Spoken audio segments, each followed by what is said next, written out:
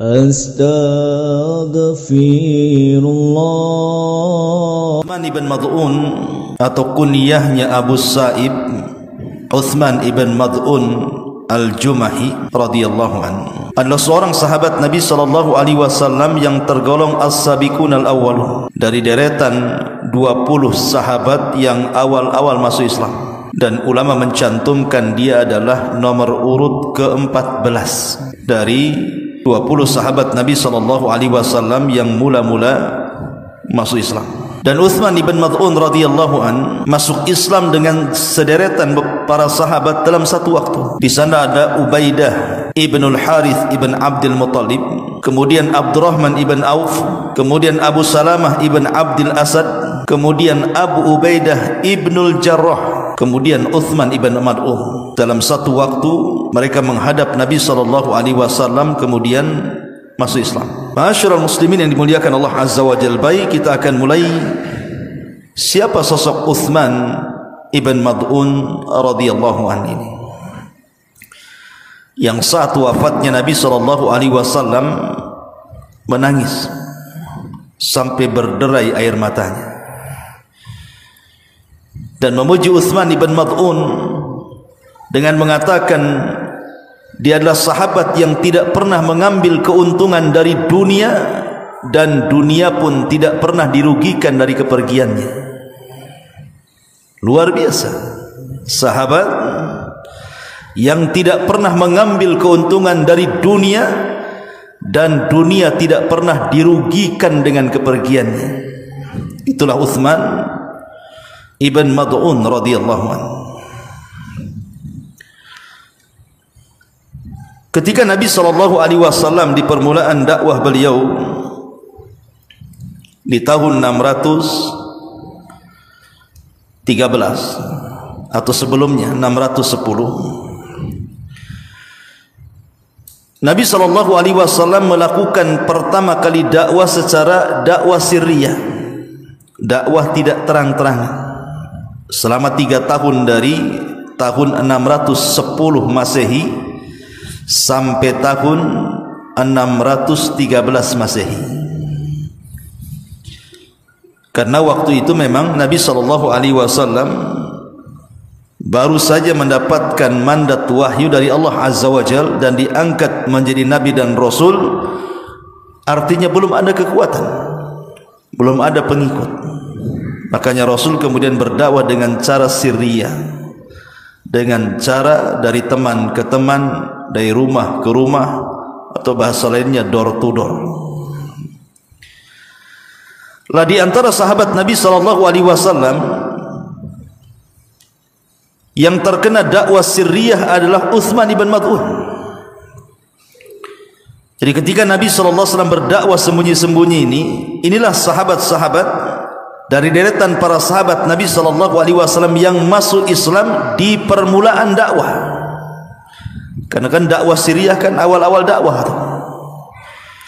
Maka Uthman ibn Mad'un inilah satu di antara deretan para sahabat yang masuk Islam di permulaan dakwah Nabi sallallahu alaihi wasallam. Makanya kita katakan dia adalah as-sabiqunal awwalun, yang Allah Subhanahu wa taala firmankan dalam Al-Qur'an, was-sabiqunal awwalun minal muhajirin wal ansar walladzina tabauhum bi ihsan radhiyallahu anhum wa radu'an. Dan orang-orang yang awal-awal lagi mula-mula dari kalangan muhajirin dan ansar, dan orang-orang yang mengikuti mereka dengan baik, Allah redha kepada mereka dan mereka pun redha kepada Allah.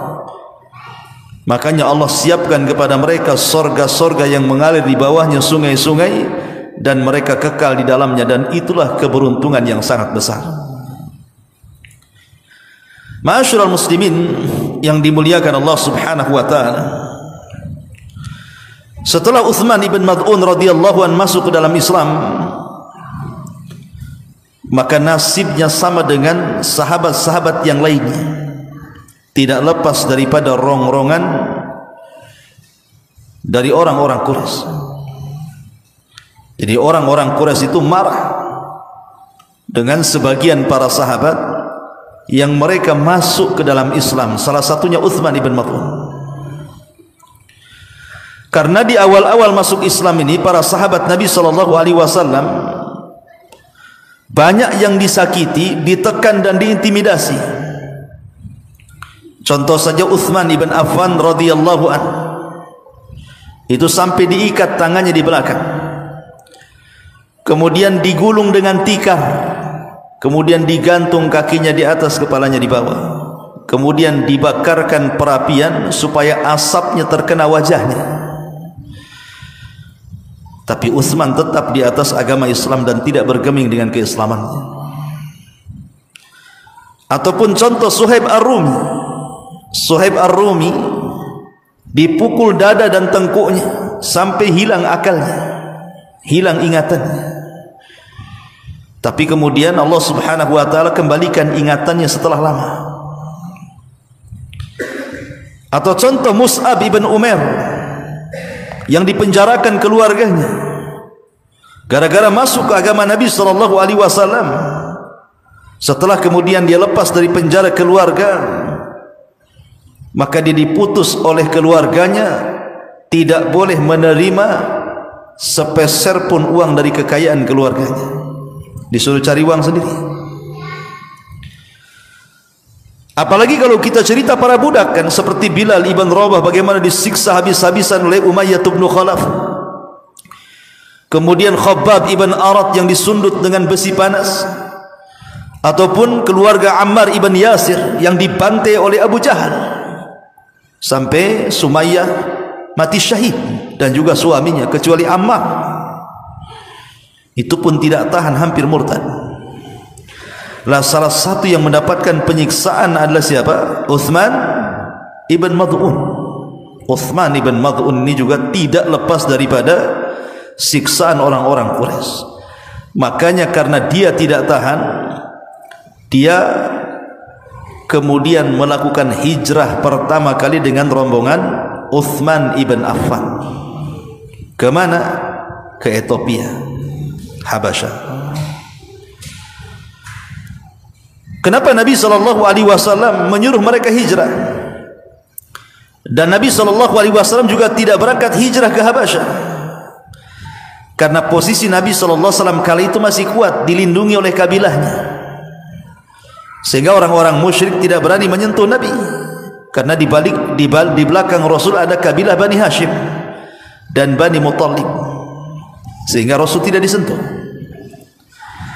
Tapi orang-orang lemah seperti Bilal ibn Rabah, Khabbab ibn Arat, keluarga Ammar ibn Yasir, termasuk Uthman ibn Mad'un dan yang lainnya, mereka tidak bisa mempertahankan keimanan mereka di kota Mekah karena sengitnya permusuhan orang-orang Quraisy kepada kaum muslimin. Makanya kemudian mereka ingin hijrah keluar dari Mekah supaya mereka bisa beribadah kepada Allah Azza wa Jalla. Lah dari situ Nabi SAW memberikan rekomendasi, kalau kalian ingin hijrah, hijrahlah ke negeri Habasyah. Di sana ada seorang raja yang sangat adil, tidak pernah menzalimi siapapun daripada rakyatnya. Dialah Najasyi, atau dikenal namanya Ashamah ibn Afjur. Pergilah kalian ke sana.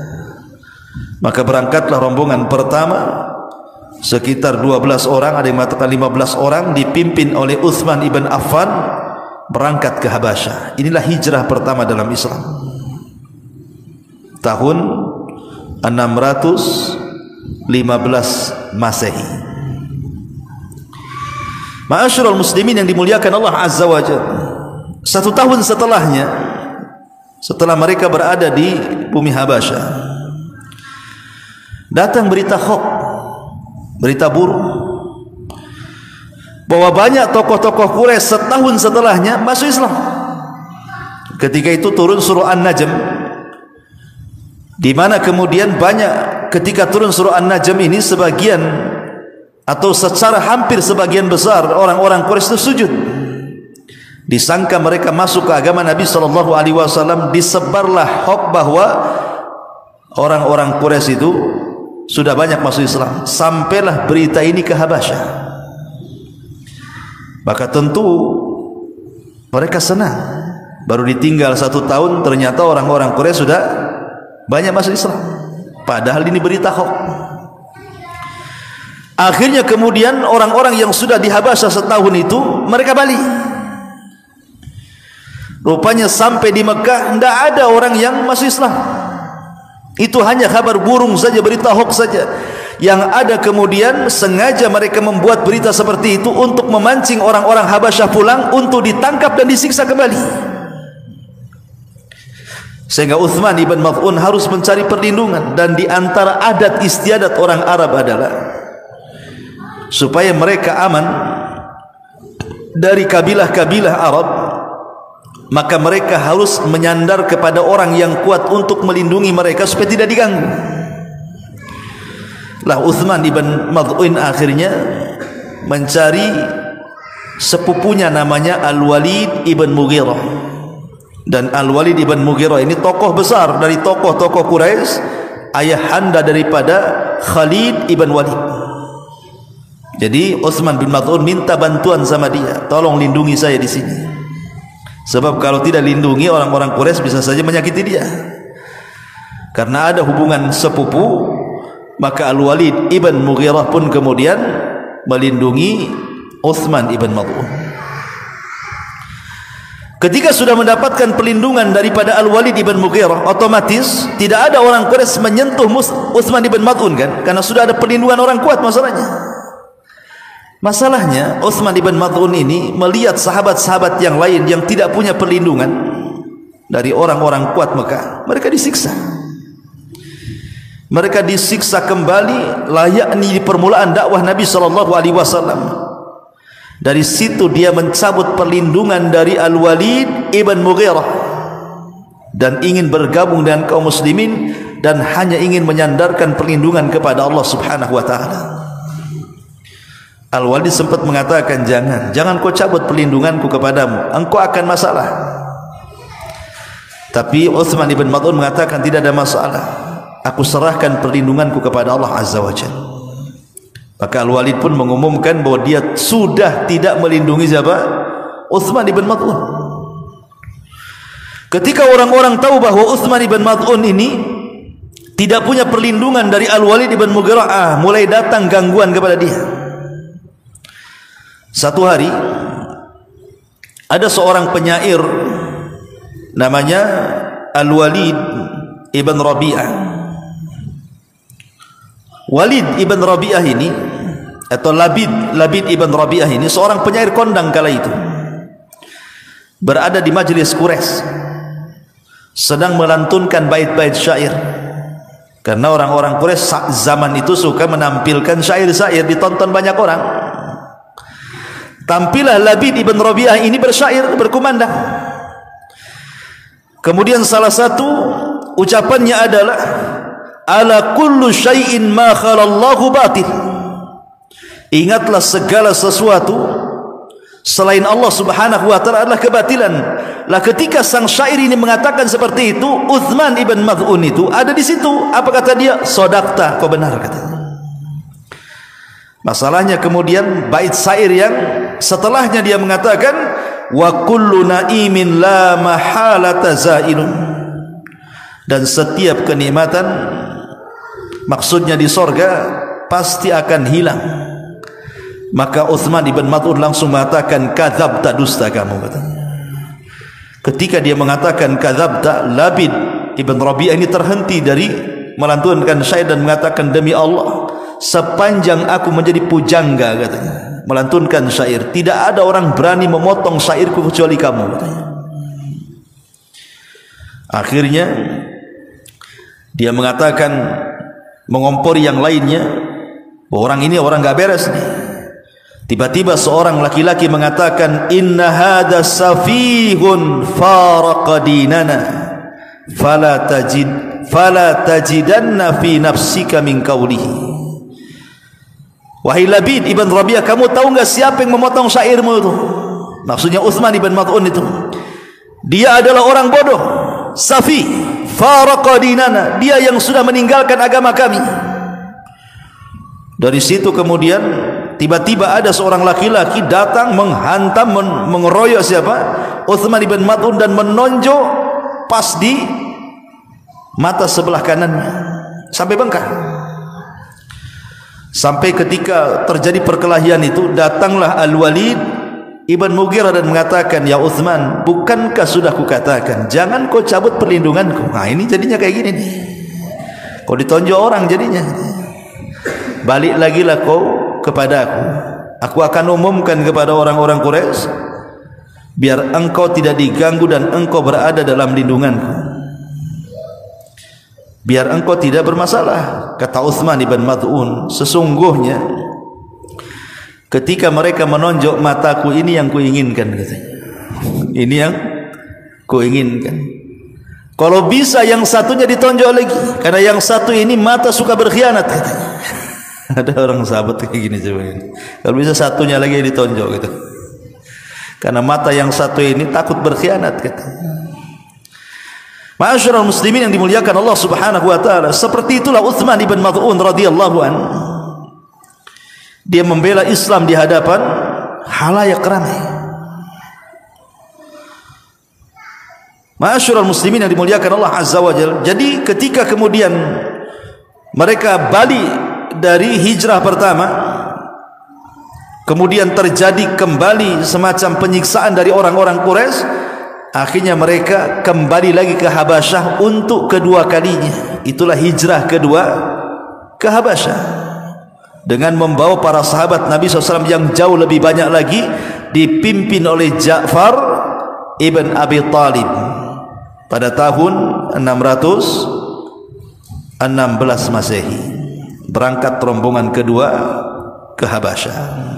Ya. Ma'asyiral muslimin yang dimuliakan Allah Subhanahu wa taala, lah ketika kemudian berlangsung hijrah mereka, liku-liku hijrah kan, para sahabat yang hijrah ke Habasyah kan macam-macam ya. Liku-liku perjuangan dan kehidupan mereka itu. Ya ada yang enak, ada yang tidak enak, biasa namanya orang hijrah di perantauan kan. Seperti yang terjadi kepada Ramlah Ummu Habibah. Ketika berada di Habasyah, suaminya murtad, masuk Nasrani. Karena negeri Habasyah kan negeri Nasrani. Tertarik dengan Nasrani, Ummu Habibah ini suaminya masuk ke Kristen. Akhirnya dia menjadi janda.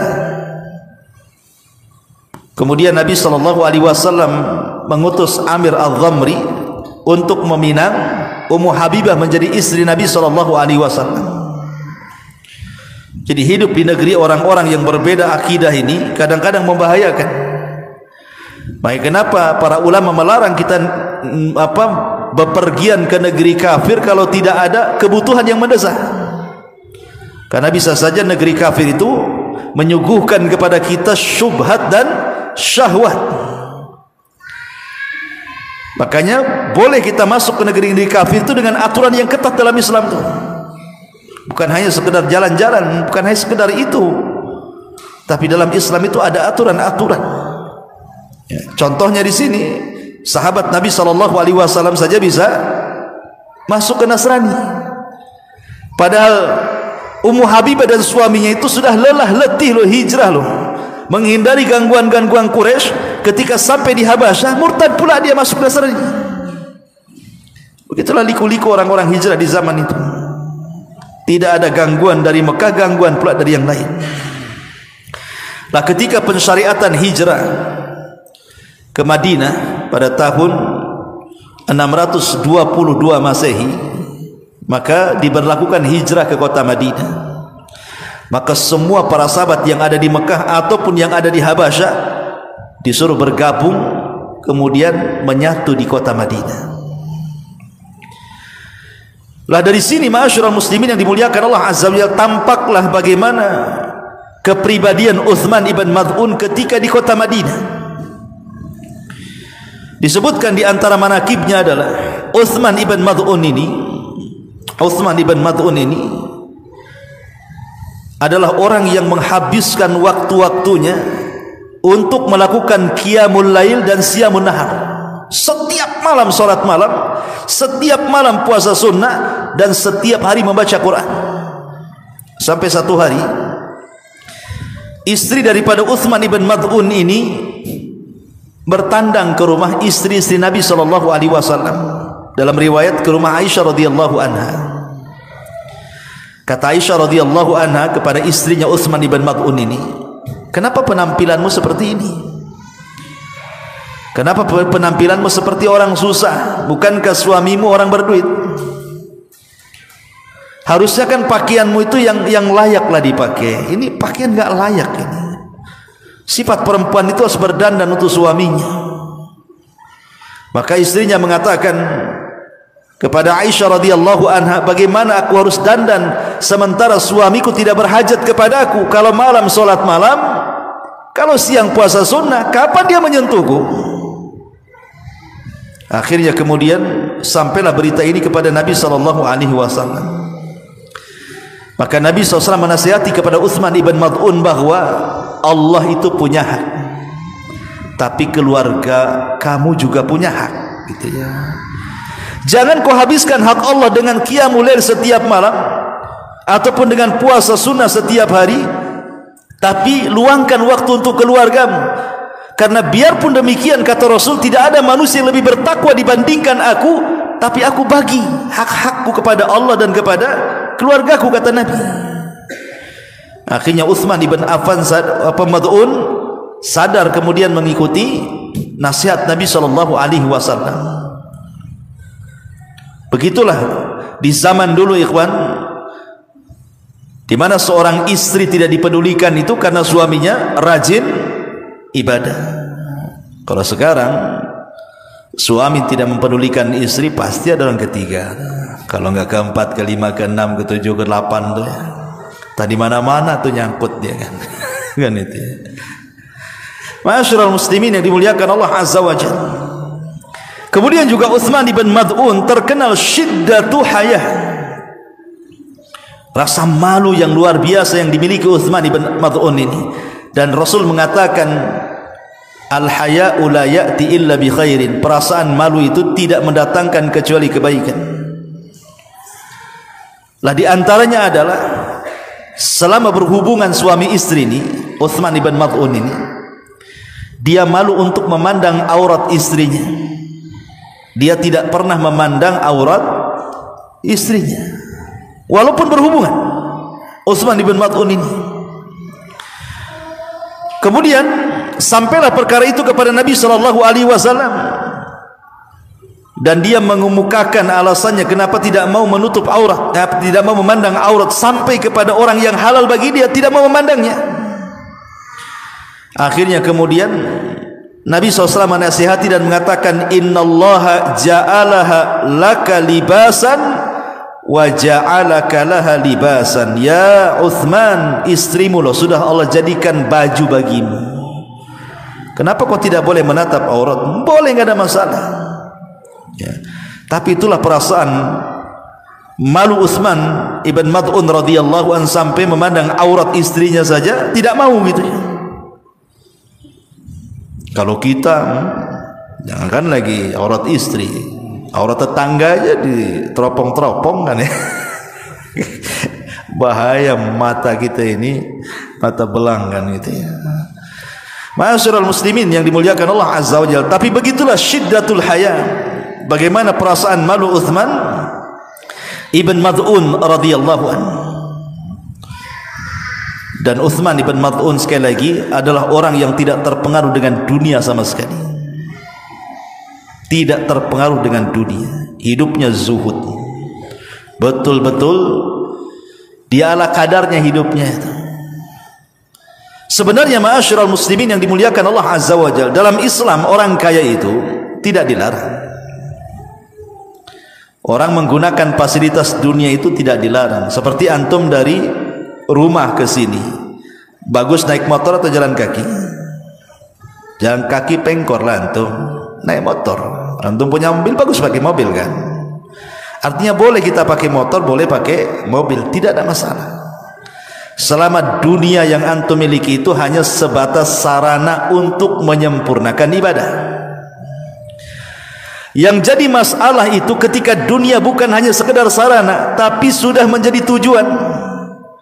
Ketika dunia sudah menjadi tujuan, berarti ujung-ujungnya meletakkan dunia dalam hati. Kalau dunia sudah diletakkan dan dalam hati manusia, maka pasti dia akan berangan-angan untuk takut mati dan akan mengatakan, kalau boleh Allah kasih umur lebih bagi saya supaya bisa menikmati dunia. Itu ketika dunia dalam hati, ya. Ujung-ujungnya takut mati. Makanya kata Nabi SAW, hubbud dunya wa karahiyatul maut. Orang kalau sudah cinta dunia pasti dia takut mati. Orang kalau sudah cinta dunia, konsekuensinya pasti takut mati. Sebagaimana orang kalau cinta akhirat pasti ingin cepat mati. Lah Utsman ibn Mad'un ini adalah sahabat yang luar biasa, tidak terpengaruh dengan dunia. Dan banyak sahabat yang model-model Utsman ibn Mad'un ini. Salah satunya siapa? Abu Ubaidah ibnul Jarrah. Ketika di masa Amirul Mukminin Umar bin Khattab radhiyallahu anhu, Umar ini bertandang dari Madinah ke Syam, kemudian melihat tendanya Abu Ubaidah ibnul Jarrah. Dilihatnya tidak ada satu pun di tenda itu, maksudnya barang-barang mewah, padahal dia panglima perang dan Persia takluk di tangannya. Maka Umar bin Khattab geleng-geleng kepala dan mengatakan sambil menangis, ya Aba Ubaidah, kulluna ghayyaratna dunya, kami semua terobahkan dengan dunia illa anta, kecuali kamu. Jadi banyak para sahabat itu yang hidup zuhud, ya, tidak terpengaruh dunia dengan dunia sama sekali. Lah salah satunya Utsman ibn Mad'un. Makanya tadi saya sebut di awal saat kematiannya, Nabi SAW sampai mengatakan kepada Utsman ibn Mad'un sambil menangis tuh, apa kata Nabi SAW? Rahimakallah ya Aba Sa'id, kharajta minad dunya wa ma asabta minha wa la asabat minka, kata Rasul. Semoga Allah merahmatimu wahai Aba Sa'id, engkau keluar dari dunia, dunia tidak pernah dirugikan dengan kepergianmu dan engkau tidak pernah mengambil keuntungan padanya. Begitulah sahabat Utsman ibn Mad'un radhiyallahu anhu. Masalahnya ikhwan, sahabat Utsman ibn Mad'un ini bukan meninggal saat peperangan. Karena kan yang diinginkan para sahabat Nabi SAW di zaman itu, mereka kalau meninggal itu ingin mati syahid. Itu cita-cita para sahabat. Pokoknya para sahabat itu kalau sudah berjihad tidak ingin pulang, kalau bisa mati dalam peperangan. Itu semua cita-cita para sahabat seperti itu. Dari sini kita tahu bahwa para sahabat itu pemberani, sebuah kaum yang tidak takut akan kematian. Macam mana akan bisa dilawan? Orang kalau perang niatnya mati, siapa yang akan bisa melawan orang seperti ini? Pasti dia akan berusaha untuk betul-betul kan sungguh-sungguh dalam berjihad supaya dia bisa mati syahid di situ. Makanya dalam setiap peperangan di zaman itu tidak dikalahkan para sahabat. Macam mana melawan kaum yang tidak takut mati, itu masalahnya. Lah Utsman ibn Mad'un ini Allah takdirkan dia ikut terlibat perang Badar. Ya, memang terlibat dalam perang Badar, tapi dia tidak terbunuh di perang Badar alias syahid, tidak. Justru setelah Badar selesai, kemudian pulang ke kota Madinah, selang beberapa waktu setelah perang Badar, dia pun terkulai sakit. Kemudian sakit itulah yang menyebabkan dia meninggal dunia. Dan dialah sahabat yang pertama kali dari kalangan muhajirin yang meninggal dunia, dan dia pula sahabat yang pertama dari kalangan muhajirin yang dikubur di Baqi. Inilah Utsman ibn Mad'un ini. Lah karena kematian Utsman ibn Mad'un ini dengan cara seperti itu, ada sebagian para sahabat itu yang bersuudzon, berburuk sangka kepada Utsman ibn Mad'un itu. Karena Utsman ibn Mad'un ini kan satu sisi dia ahli ibadah, dan itu dikenal di kalangan para sahabat. Kalau malam menghabiskan qiyamul lail, kalau siang menghabiskan puasa sunnah dan baca Quran, tiba-tiba Allah pilihkan kematiannya seperti itu.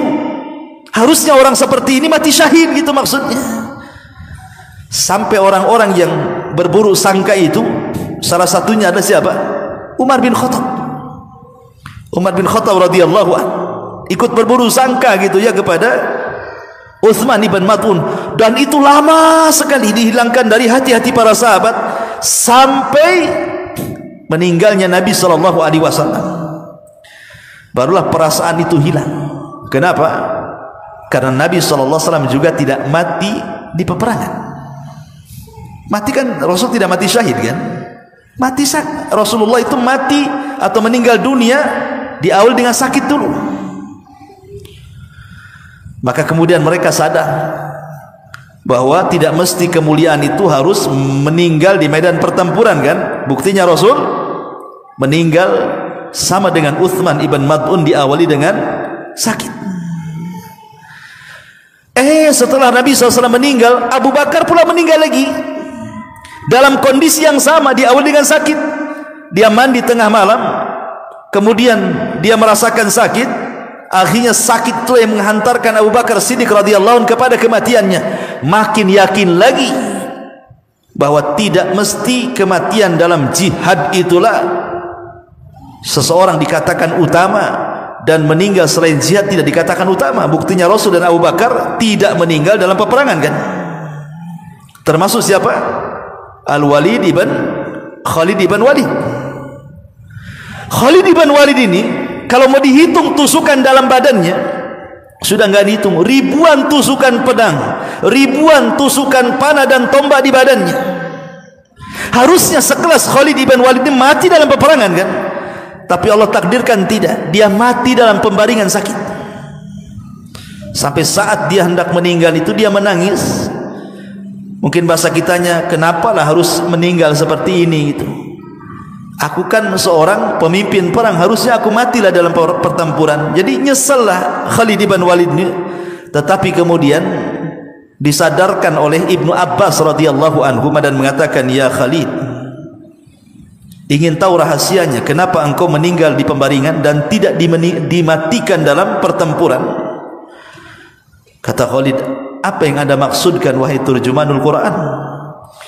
Maka Ibnu Abbas radhiyallahu anhu mengatakan, ya, karena engkau adalah saifun min suyufillah, engkau adalah pedang dari pedang-pedang Allah, dan pedang Allah tidak mungkin terkalahkan di peperangan. Makanya Allah pilih kematianmu seperti ini. Kalau engkau mati dalam peperangan berarti pedang Allahnya kalah kan gitu ya. Tidak mungkin pedang Allah kalah. Makanya Allah berikan kematian seperti ini.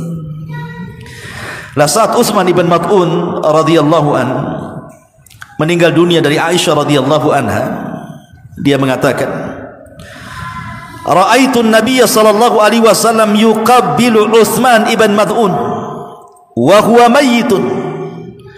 Kata Aisyah radhiyallahu anha, aku melihat Rasul sallallahu alaihi wasallam mencium Utsman ibn Mad'un setelah meninggal. Hatta ra'aitu dumu'a tasil, sampai aku melihat Nabi sallallahu alaihi wasallam mencucurkan air mata yang begitu deras dari kedua matanya karena mengenang kebaikan Utsman ibn Mad'un radhiyallahu anhu. Dalam riwayat Tirmidzi, anna Nabi sallallahu alaihi wasallam qabbala Utsman ibn Mad'un wa huwa mayyitun wa huwa yabki. Bahwa Nabi sallallahu alaihi wasallam mencium kening Utsman ibn Mad'un dan dia sudah meninggal seraya menangis Nabi sallallahu alaihi wasallam. Dan dalam riwayat ainahu tadrifan, di mana kedua matanya betul-betul mencucurkan dengan deras air mata Nabi sallallahu alaihi wasallam karena sedih akan meninggalnya Utsman ibn Mad'un radhiyallahu anhu.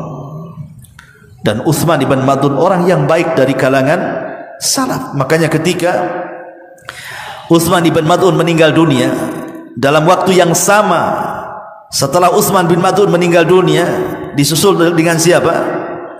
Putri Nabi sallallahu alaihi wasallam, Ruqayyah bintu Rasulillah. Di tahun yang sama Utsman bin Mad'un meninggal dunia dulu. Kemudian beberapa bulan setelahnya putri Nabi sallallahu alaihi wasallam, Ruqayyah, menyusul meninggal dunia. Dan ketika itu dia istri daripada Utsman ibn Affan radhiyallahu anhu. Dan Utsman tidak terlibat dalam perang Badar karena mengurus Ruqayyah. Tapi Ruqayyah tidak tertolong. Lah saat Ruqayyah ini di detik-detik wafatnya, Nabi SAW membisikkan di telinganya dan mengatakan, ilhaqi bisalafinal khair Uthman ibn Mad'un. Kata Nabi SAW kepada Ruqayyah saat ruhnya hendak terlepas dari badannya, ilhaqi bisalafinal khair, susulah orang terbaik dari kita, maksudnya Uthman ibn Mad'un. Susulah orang terbaik dari kita Uthman ibn Mad'un wahai Ruqayyah. Makanya Ruqayyah pun kemudian menghembuskan nyawa terakhirnya, meninggal dunia. Tetapi di sini bagaimana Nabi SAW mengatakan ilhaqi bisalafinal khair. Rasul memuji Uthman ibn Mad'un dengan kata-kata al khair, orang yang paling baik dari kami. Ini rekomendasi yang luar biasa. Uthman ibn Mad'un radhiyallahu anhu meninggal di kota Madinah, dan dia orang yang pertama kali berhijrah, orang yang pertama kali wafat dari kalangan muhajirin di Madinah, dan orang yang pertama kali dikebumikan di kuburan Baqi al-Gharqad radhiyallahu anhu wa radu'an. Semoga Allah subhanahu wa ta'ala meridhai Uthman ibn Mad'un radhiyallahu anhu. Inilah diantara kisah daripada Uthman ibn Mad'un. Lalu apa yang kita bisa petik pelajaran daripada kisah Uthman ibn Mad'un ini? Pertama, kita diajarkan untuk kesederhanaan dalam ibadah. Ketika Uthman ibn Mad'un menghabiskan hari-harinya untuk beribadah kepada Allah, malamnya qiyamul lail tidak berhenti, kemudian siangnya dihabiskan untuk puasa sunnah, sehingga dia kurang perhatian dengan keluarganya, Rasul menasihati, bukan seperti itu cara beribadah. Masalahnya Allah itu tidak akan pernah bosan dengan ibadah kita. Terkadang kita yang bosan dengan ibadah kita kepada Allah. Allah enggak akan pernah bosan dengan kita, kita yang bosan nantinya. Makanya itu yang dialami oleh siapa? Abdullah ibn Amr ibn As. Abdullah ibn Amr ibn As ketika dinasihati Nabi SAW, dia kan sama juga tuh, tiap hari puasa sunnah, tiap hari qiyamul lail, tiap hari baca Quran, dan menghatamkan lagi, tiap hari menghatamkan Quran. Oleh Rasul dikasih alternatif, kalau bisa hatamkan Quran sebulan sekali katanya. Kalau bisa puasamu puasa 3 hari dalam sebulan, atau kalau tidak bisa ingin lebih, maka puasalah Senin Kamis, atau ingin lebih puasa Daud, dan jangan ditambah lagi di sini kata Rasul. Tapi Amr ibn As kemudian karena merasa mampu, dia memilih ibadah yang paling ketat yang diberikan Nabi SAW. Seperti puasa, dia tidak mau mengambil Ayyamul Bid, dia ambil puasa Daud ya. Kemudian dia menghatamkan Quran 10 sekali, 10 hari sekali, dan begitu seterusnya.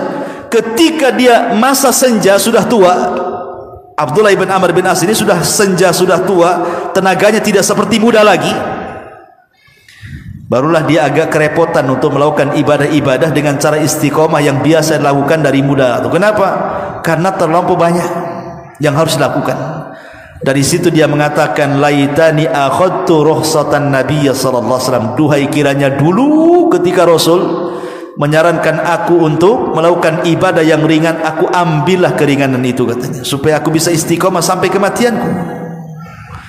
Dari sini kita tahu bahwa khairul a'mal adwamuha wa in qalla, sebaik-baik amal itu yang istiqomah walaupun sedikit, daripada diborong banyak kemudian capek akhirnya ditinggalkan ibadah. Bahasa ulama itu man akhadha jumlatan faqadal jumlah, siapa yang mengambil banyak pasti akan meninggalkan banyak juga. Ini yang pertama. Yang kedua, di antara faedah daripada kisah Uthman ibn Mad'un radhiyallahu anhu di sini, bagaimana Uthman ibn Mad'un mengajarkan kesederhanaan dalam hidup, bukan hanya dalam ibadah, dalam hidup. Dia tidak terpengaruh dengan dunia. Dengan kata lain, dia mengajarkan kepada kita apa yang disebut dengan zuhud. Apa itu zuhud? Zuhud itu meletakkan dunia di genggaman tangan dan tidak meletakkan dunia di dalam hati. Itulah zuhud. Dan ini definisi yang paling mantap yang dikatakan oleh Hasan Al-Basri rahimahullahu ta'ala, Sufyan Ats-Tsauri rahimahullahu ta'ala. Nah, Sufyan Ats-Tsauri ini kan kaya, banyak duitnya. Kemudian orang-orang mengatakan, "Ya Sufyan, engkau mengajarkan kami zuhud tapi kau kaya," katanya. "Engkau ini termasuk imamuz zahidin, imamnya orang-orang zuhud, tapi kau kaya." Jadi orang-orang yang mengatakan seperti itu kepada Sufyan seolah-olah zuhud itu harus miskin. Zuhud itu kalau bisa robek-robek pakaiannya. Zuhud itu kalau bisa makan keraknya, nasi-nasi kering yang dikeringkan gitu ya. Nggak boleh makan rawon, makan gulai nggak boleh. Zuhud itu yang ya lontong sayur yang udah 3 hari gitu ya. Jadi seolah-olah zuhud itu apa ya, nggak menikmati dunia, nggak begitu. Jadi Sufyan Ats-Tsauri mengajarkan bukan begitu katanya. Kenapa aku harus kaya, kata Sufyan Ats-Tsauri? Likai la atamandalu ala sultan. Supaya kalau aku kaya, aku tidak menjilat penguasa. Kalau aku miskin, aku menjilat penguasa. Aku tidak bisa mengeluarkan kata-kata hak di hadapan mereka. Tapi ketika aku kaya, aku tidak menjilat penguasa, maka aku bisa mengkritik pemerintah. Karena aku tidak berhajat kepada mereka. Kemudian dia mengatakan sesungguhnya zuhud itu adalah meletakkan kekayaan di tangan dan tidak meletakkan kekayaan di hati. Ketika kekayaan itu hanya berpindah dari satu tangan ke tangan berikutnya, maka kalaupun kekayaan itu hilang, tidak mempengaruhi hati kita. Seolah-olah datang dari tangan kanan untuk pergi ke tangan orang. Hanya berpindah-pindah tangan saja, sehingga kalaupun hilang maka hati tidak terpengaruh. Beda kalau antum letakkan harta di hati kemudian berpindah ke yang lain, maka harus mengeluarkan harta dari hati itu berat rasanya. Disitulah letaknya akhirnya mencintai dunia dan berujung kepada takut akan kematian. Ma'asyiral muslimin yang dimuliakan Allah Subhanahu wa taala, dan yang terakhir tentu pelajaran daripada kisah Utsman ibn Mad'un radhiyallahu anhu ini. Utsman ibn Mad'un mengajarkan kepada kita tentang pengorbanan dalam Islam. Dia hijrah 3 kali, ke Habasyah 2 kali dan ke Madinah 1 kali. Dan hijrah di masa itu bukan naik kendaraan kayak sekarang enak ya kan, hijrah naik pesawat sampailah sana, naik kereta sampai sana, naik bus sampai sana. Hijrah jalan kaki. Dari Mekah ke Ethiopia itu jauh, harus melewati berbagai macam daerah yang menakutkan, gurun pasir, Sahara dan begitu seterusnya. Tapi demi mempertahankan agama, mereka rela meninggalkan negara tercinta dan tempat kelahirannya. Itulah para sahabat mengajarkan pengorbanan kepada kita, yang boleh jadi kita belum pernah merasakan itu semuanya. Makanya wajar kalau seandainya Rasul mengatakan khairun nas qarni thumma alladhina yalunahum thumma alladhina yalunahum, sebaik-baik manusia adalah generasi aku dan para sahabatku, baru disusul para tabi'in, baru disusul para tabi'in. Subhanallah bihamdika asyhadu an la ilaha illa anta astaghfiruka wa atubu ilaik. Allahu ta'ala a'lam. Assalamualaikum warahmatullahi wabarakatuh.